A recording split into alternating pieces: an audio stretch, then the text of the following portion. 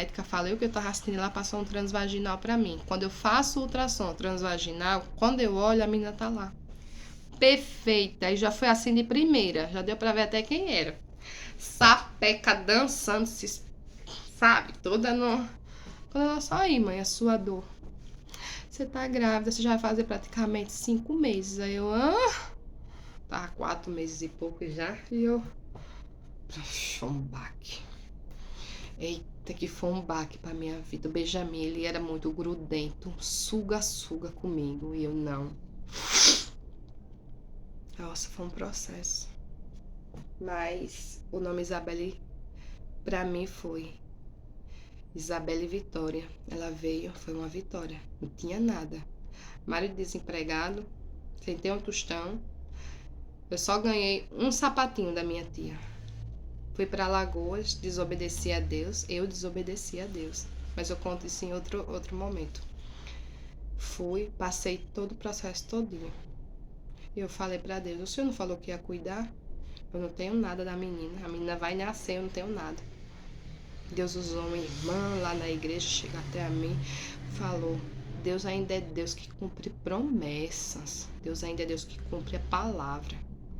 E que por esses dias eu ia ter uma grande surpresa. E eu já não tava mais acreditando mais nesse negócio de vir falar com você. Eu já tava desacreditada das coisas de Deus. Eu já tava, porque era tanta luta, tanto processo, meu Deus. Era tanto processo que eu já passei na vida que eu falei, chega de processo, chega de luta, eu não aguento mais. Eu fiquei, sabe, desacreditei. Eu falei, Fiquei desanimada, achando como é que isso aí ia acontecer. Eu achava que eu ia morrer. Dessa vez eu não ia nem resistir, porque foi um processo na gravidez da Isabelle. Foi terrível, terrível. Tanto o seu nascimento. Acho que o nascimento da Isabelle não se compara com o parto da Lália nem do Benjamin. Não se compara, não se compara. Eu passei pelo vale mesmo, da sombra da morte, porque meu Jesus Cristo do céu, o que era aquilo? Mas a menina nasceu saudável, graças a Deus. Mas as sequelas que a mãe teve que enfrentar foi terrível. Ela nasceu, eu escolhi o nome Isabel em homenagem à irmã que eu cuidei dela, porque eu amava a irmã Isabel. Ela era muito carinhosa, muito amorosa comigo. Deus usava muito ela para falar comigo, mas ela acabou falecendo antes da Isabelle nascer. E Vitória, meu marido falou, não, vai ser Vitória. Ah, amor, não, eu quero Bianca, não vai ser Vitória, porque ela foi uma vitória pra sua vida e pra minha vida. Eu falei, então tá bom. Aí ele assinou, registrou ela como Isabelle Vitória. Laila Vitória, Benjamin Gabriel. E hoje, resumindo, porque dessa vez foi longo o vídeo, mas eu não ia poder deixar também de falar, né? Mas, devido a todo esse processo que eu enfrentei, que eu passei, eu poderia ter escolhido qualquer tipo de nome, sem significado nenhum. Os nomes que eu escolhi, meu marido falou, bom, nada a ver, nada a ver. Olha o processo que você tá passando. Você tem que escolher o nome que tenha um significado para a vida dele, sabe? Porque os significados dos nomes que eu escolhi não tinha nada a ver com tudo aquilo que eu passei, entendeu? Aí foi quando veio esse versículo e eu falei, Senhor, naquele tempo eu não entendi os processos, mas hoje eu tô entendendo. Mas eu não quero que os meus filhos cresçam com o peso do meu sofrimento. Todos 3 sabem que eles 3 têm um chamado. Eu falo, Laila, você tem um chamado muito lindo. Você com 1 ano ganhou a sua mãe para o Senhor. Com 1 ano você permitiu o Senhor usar a sua vida para não deixar o inimigo ceifar a vida da sua mãe. E eu falo pro Benjamin, você tem um chamado, você é pastor, viu? Você abre a do seu olho que você é um pastor que vai cuidar da sua mãe. Você trouxe a alegria para sua mãe, a felicidade que o inimigo tinha roubado, mas Deus usou a sua vida para trazer de volta para mim. Todos os 3 eu carrego, falei para eles, todo esse sofrimento que a mãe passa, toda essa luta, ou porque a mãe é assim, porque a mãe é desse jeito, sabe? Porque eu preservo muito, eu sou aquela mãe que protejo eles. Não que eu não deixe eles viver, eles vivem. Mas eu sei o que é que eles têm. E eu zelo pelo chamado deles. Eu passo por cima do meu sofrimento, da minha dor. Mas eu não quero que... Eu bloqueio qualquer tipo de pessoas negativa que chega perto dos meus filhos. E quando eu vejo que alguém tá tentando denigrir a imagem deles, o chamado deles, eu sou uma fúria, eu sou um leão. Eu quero lacerar um por um. Porque eu sei o chamado deles e o propósito deles. Eu oro pedindo a Deus, ó Senhor, que caia sobre mim. Eu tô derrubada, sabe? Eu passei por uns processos de depressão, de ansiedade, mas a minha preocupação era só com os meus filhos. Eu sempre quis morrer, sumir, desaparecer da minha dor. Mas eu comecei a sentir gosto pela vida por causa dos meus filhos. Eu era uma pessoa sem esperança, não tinha desejo de viver, nem acreditava mais nos meus sonhos. Mas através dos meus filhos me deu sentido para eu viver. Quem vai cuidar deles? Quem vai orar por eles? Quem vai zelar pelo chamado deles? Eu falei para Deus, ninguém. Ninguém. Ninguém fez isso por mim. Imagine pelos meus filhos. Não. É meu, Deus deu para mim, Senhor. Então se o Senhor me deu, me ajuda a cuidar deles. Nem que eu caia, que me levante, mas... E hoje os frutos, minha Laila já tem 11 anos, já é batizada nas águas, já é batizada no Espírito Santo. Isso para mim foi uma glória. Uma glória. Meu Benjamin, sabe, Isabelle, todos eles já sabem, se manifestam com as coisas assim de Deus. E eu falei, Senhor, eu tô no caminho certo. Tô no caminho certo. Então esse vídeo é longo, peço desculpa aí a todo mundo, mas é uma reflexão com um pequeno testemunho. Pra a gente não depositar uma responsabilidade de um sofrimento, de uma culpa nas costas de quem não tem nada a ver. A esposa de Finéas, ela lançou uma responsabilidade, praticamente uma culpa na vida do filho dela que não teve culpa nenhuma.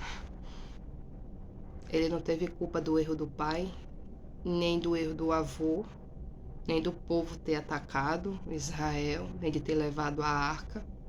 Ele não teve culpa. Mas até hoje, vamos dizer assim, eu não sei, mas quem sabe ainda não tem alguns descendentes de Finéas por aí.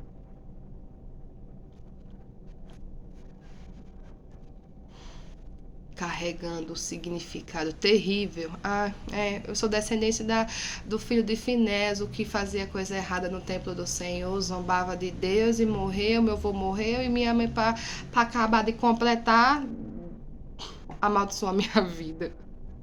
Que a gente hoje venha olhar para os nossos filhos, olhar para nossas casas e começar a profetizar bênção. Eu sempre pedi a Deus, Senhor, eu não quero que meus filhos cresçam com trauma, eu não quero que meus filhos cresçam da forma que eu cresci. Deixa isso nas minhas costas, mas eu quero que meus filhos entendam que eles têm um propósito. Eu sempre foquei nisso, no chamado, em tudo. Eu falo para eles que vocês é uma bênção, vocês são as bênçãos dentro de casa, vocês são meus milagres. Hoje, se eu sou a Laiane que eu sou hoje, foi através de vocês. Vocês são uns pedacinhos do céu, um pedacinho de Deus na minha vida. Quem era eu? Já condenada à morte, já condenada a tudo.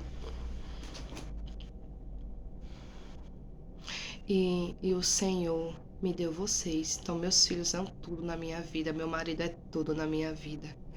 E que hoje eu deixo essa reflexão. Que a gente devemos ter cuidado com o que a gente fala com os nossos filhos. Ou que a gente profetiza na vida deles. Não pode ser um nome, mas muitas vezes a gente abre a boca e diz, você não presta, você só veio para fazer isso, aquilo, outro. E a criança carrega aquele peso, aquele fardo, sabe, de um sofrimento. Eu nunca culpei meus filhos pelos meus sofrimentos que passei após a gravidez, não. Hoje eu me sinto... Hoje eu posso dizer assim, nossa, eu passei por cada coisa, mas eu passei primeiramente por Deus e pelos meus filhos. Hoje eu sou feliz com que, apesar de tudo, eu tô grata a Deus, entendi o processo. Quando a gente entende, dói menos, né? Mas foi difícil, teve que doer muito para eu poder entender. Mas tudo tem seu tempo. E hoje eu entendi o processo de Deus na minha vida, na vida de muita gente. E quando eu entendi que a gente é dono de um Deus que cuida, que zela da gente. E quem é a gente? Deus olha pra gente, a gente presta? A gente não presta, mas mesmo assim Deus olha pra gente, vê a sinceridade do nosso coração, vê a pureza da nossa alma, nos deposita algo importante, um chamado, sabe? Quer usar a tua vida através do teu sofrimento, porque lá na frente vai precisar de alguém. Alguém vai precisar de ouvir a tua história, o teu testemunho. E se tu venceu, outra pessoa também vai vencer. Eu fico feliz porque Deus permitiu na minha infância, na minha adolescência, na minha juventude, depois de casada, eu passar por tudo isso. Quantas e quantas pessoas se aproximam de mim? Não é que eu vou atrás. As pessoas se aproximam de mim, justamente aquelas pessoas que estão passando pelo que eu passei. E a única coisa que eu falo, não, mulher, tu vai vencer, eu já passei por isso. Nossa, eu não tinha nem noção das coisas que eu falava. Não, eu já passei por isso. E eu já estava exercendo um chamado que eu achava que eu não tinha. Foi através da minha dor que, pela misericórdia de Deus, eu consegui transmitir. Não, Deus é assim na nossa vida. Eu também achei que Deus não era na minha vida. Eu também achei que eu nunca ia conseguir vencer, mas olha, eu venci. Eu consegui criar meus filhos no caminho do Senhor. Eu consegui estar na casa do Senhor. Ah, a luta foi grande? Foi. A gente vai colher as sequelas? Vai. Eu fiquei quase louca? Fiquei. Sabe? Foi um processo tão difícil que, de uns tempos pra cá, eu falei pra Deus, meu Deus, meus nervos arranhou. A ansiedade tomou de conta de mim. Fiquei depressiva, fiquei mal em cima da cama. Eu falei, Senhor, agora é o meu fim? Já comprei a minha missão? Ainda não. Tô vencendo agora essa depressão, essa ansiedade, sabe? Foi porque eu aguentei muita coisa calada. Chorava assim nos pés de Jesus, nos pés de Deus, mas eu aguentei muita coisa. Então ia chegar uma hora que esse meu corpinho aqui, essa minha carne não ia aguentar, não. E hoje, do que tava 1 ano atrás, há 2 anos atrás, hoje eu tô melhor. Tomo meus remédios, passo no médico, faço meus tratamentos, mas assim, eu tô na mão de Deus. A gente tem que passar por certas coisas. Então, se essa depressão e essa ansiedade Deus permitiu na minha vida, para eu também ajudar outras pessoas a vencer, sabe? Saber que através do meu sofrimento eu tô ajudando alguém, eu tô feliz. Eu tô feliz. Porque apesar das minhas falhas e dos meus erros, Deus está usando a minha vida. Eu não mereço. Eu, Laiane, não mereço. Deus tem cuidado da minha vida, do meu lado, da minha casa, de uma forma que eu falei, Senhor, eu não mereço. Mas Ele olhou aqui dentro do meu coração e viu sinceridade. Ele viu que eu errei, mas também viu que eu reconheci os meus erros e as minhas falhas. Me perdoei, pedi perdão para Ele. E eu estou aqui. Então, essa reflexão longa e demorada é para falar sobre isso. Não transmita o teu sofrimento para alguém que não tem culpa. O processo é teu. Você que tem que enfrentar. É teu. Não é de ninguém. Ah, mas também culpado, não importa. Enfrenta. José também foi caluniado. José foi jogado numa poça foi numa poça lá, num buraco, foi traído, foi esquecido, foi humilhado, tinham raiva seus irmãos dele, foi esquecido, mas Deus honrou José. Davi, a mesma forma, era rejeitado pelo pai e pela mãe, pelos seus irmãos. Ninguém dava nada por Davi. Seus irmãos eram tudo. Deus foi atrás de quem? Do que ninguém dava nada. Do esquecido, do maltratado, de quando chegava em casa não tinha comida, mas tinha banquete para os irmãos. Tinha que ficar fora de casa, no deserto, cuidando das ovelhas, debaixo do sereno, debaixo do sol, enquanto seus irmãos estavam debaixo de um teto, de uma tenda. Mas ele tinha um coração generoso. Ele poderia se sentir triste, abandonado? Poderia, mas ele amava fazer o que fazia. Mas Deus foi atrás de quem? Deles. Porque Deus não quer destaque. Já tem muitas cópias pelo mundo. Ele quer pessoas exclusivas. Olha, eu sofri, mas Eu só quero fazer a vontade de Deus. Eu não quero aparência, eu não quero aparecer, não quero ser grande, eu só quero fazer a vontade de Deus. E pronto. Então não transmita o teu sofrimento para aquele que não tem culpa. Essa criança, né, Icabode não tinha culpa, mas ele carregou a culpa da irresponsabilidade do vô e do pai. E a mãe depositou na onde? Ele não teve culpa. Não teve culpa. Mas Deus foi fiel na vida de Icabode, porque ele não tinha culpa. Mas muitas das vezes Deus não interrompe, porque foi a própria mãe que amaldiçoou o sofrimento do filho. Entendeu? Que a gente venha nessa manhã pensar, cuidado com o que a gente distribui o nosso sofrimento. Se é teu, é teu. Cada um tem o seu particular. Não distribua o sofrimento para ninguém. A culpa é para ninguém. Fica com Deus. Desculpa aí pelos vídeos longos. E que Deus possa falar com você sobre essa reflexão de 1 Samuel 4, capítulo 19 e 21. Não transmita a sua culpa, o seu erro, em quem não merece. E também um breve testemunho, né? Fica com Deus. Se você gostou do vídeo e sentiu que Deus falou com você, compartilha, porque o meu intento aqui não é ficar famosa, nem tampouco ganhar dinheiro com isso, não. O meu intento aqui é transmitir aquilo que Deus fez na minha vida para alguém. Nesse exato momento, alguém deve estar passando por alguma coisa dessas que eu passei e está precisando de um conselho, de ouvir a voz de Deus. E possa ser que através desse meu testemunho, dessa palavra, Deus venha falar com alguém. Não possa ser, Deus vai falar com alguém. Porque se não falou com você, vai falar com alguém que esteja precisando. Então, eu sempre tive isso na mente. Senhor, eu queria tanto poder ajudar tanta gente, sabe? O Senhor já está voltando para buscar a sua igreja. Tem tanta gente por aí que precisa, sabe? O Senhor está passando por sofrimento, por essas guerras íntimas, né? Particular. E muitas das vezes não tem mais alguém para confiar. Porque hoje em dia não dá mais você confiar em ninguém.